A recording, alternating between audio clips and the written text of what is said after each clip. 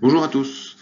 Dans le cadre de cet atelier T1, spécifiquement sur les forêts, je me propose de vous donner quelques éléments sur la production des forêts et des petits éléments ligneux dans le cadre du programme Copernicus, en particulier le Service Land et les High Resolution Layers à l'échelle de l'Union européenne. En fait, il faut savoir que l'Union européenne a décidé de se doter de données sur l'occupation du sol et a chargé l'Agence européenne de l'environnement de la production de ces données. En ce qui concerne les HRL, donc à l'échelle de l'Union européenne, il y en a 5, dont le forêt, Tree Cover Density, TCD, et les petits éléments ligneux qu'on appelle le HRL, Small Woody Feature. Il faut savoir que toutes ces données sont disponibles sur Internet en téléchargement et concernent en fait 39 pays, donc c'est plus grand que l'Union européenne. Donc il y a bien sûr les 27 pays de l'Union européenne, mais aussi des pays partenaires que vous voyez ici représentés sur la carte. Donc cette étendue représente 6 millions de kilomètres carrés, c'est-à-dire grosso modo 11 fois la France métropolitaine, et c'est une couverture exhaustive sur tout l'ensemble de ces 39 pays. Les données d'observation de la Terre à très haute résolution et haute résolution spatiale sont évidemment utilisées pour ce genre d'exercice. En ce qui concerne les forêts, donc le Tree Cover Density, il s'agit de séries temporelles Sentinel-2 à 10 mètres de résolution, avec une fenêtre d'acquisition de mars à octobre pour les données 2018. En ce qui concerne les Small Woody Features, il y a plus ou moins 70 000 images à très haute résolution. Donc vous voyez, il y a une série de capteurs qui sont utilisés pour ça. Il y en a une dizaine au total, à des résolutions allant de 2 à 4 mètres. C'est une couverture monodate durant l'année 2018 et ce sont des données qui sont acquises en 4 bandes, c'est-à-dire le visible et le proche infrarouge. Venons-en à la production de l'HRL forêt, Tree Cover Density tout d'abord. Je répète pour l'année 2018. Donc il s'agit de mesurer la densité de couverture forestière, donc la proportion du couvert forestier par pixel. Et donc vous voyez que pour un pixel de 10 mètres sur 10 mètres, on passe par une phase de calibration en utilisant des données à très haute résolution spatiale. Et on applique un modèle de régression linéaire multiple à partir de différents indices de végétation qui sont calculés sur les séries temporelles Sentinel-2. Vous voyez ici l'utilisation d'une donnée à très haute résolution pour mesurer le taux de couverture forestière pour un pixel de 10 sur 10. Voici le résultat de cet exercice, de cette méthodologie qui est appliquée sur, je rappelle, l'ensemble des séries temporelles couvrant le territoire, donc 6 millions de kilomètres carrés. On reste à une résolution spatiale originale de 10 mètres. Chaque pixel comprend une valeur entre 0 et 100, qui correspond à la densité de couverture forestière.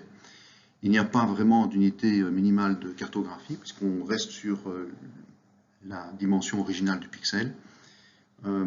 Et ces données sont utilisées notamment pour créer des masques forêt-non-forêt en ajustant des seuils de 10% ou de 30% en fonction des définitions nationales ou en fonction par exemple de la définition de la FAO qui met ce seuil à 10%.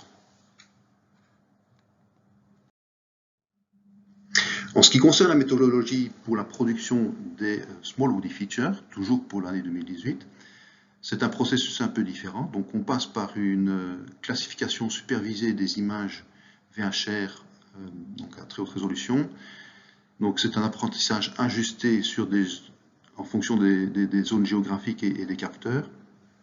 Et dans ce cas-ci, on utilise aussi un masque forêt qui provient du Tree Cover Density qui a été produit avant. Et avec ce masque, on masque les zones forestières pour ne traiter que les données qui se trouvent en dehors justement de la forêt. Le masque utilisé, donc je l'ai dit, provient du TCD avec quelques règles morphologiques et une Minimal Mapping Unit de 5 hectares. On applique des règles géométriques d'inclusion et d'exclusion pour identifier et détecter ces éléments Small Woody Feature. Voici le résultat, par exemple sur une zone en Europe centrale. Donc la production est toujours en cours. Et les différents produits qui sont issus de cette expérience, il y a d'une part le Woody Vegetation Mask, donc c'est une couverture exhaustive à 5 mètres de résolution, donc format raster. Le Small Woody Feature, donc on utilise ce Woody Vegetation Mask et on applique des règles géométriques. Le format est un format vectoriel ou un format 5 mètres également. Et puis après, il y a des produits dérivés, du style des Small Woody Feature avec une résolution de 100 mètres, donc là où on a dans la densité de Small Woody Feature par pixel. Voici pour la dernière slide, en guise de comparaison de ces deux produits. Donc vous avez à gauche le Tree Cover Density 2018, donc qui couvre, qui est représenté ici en vert et qui couvre les zones forestières dans cette imagette.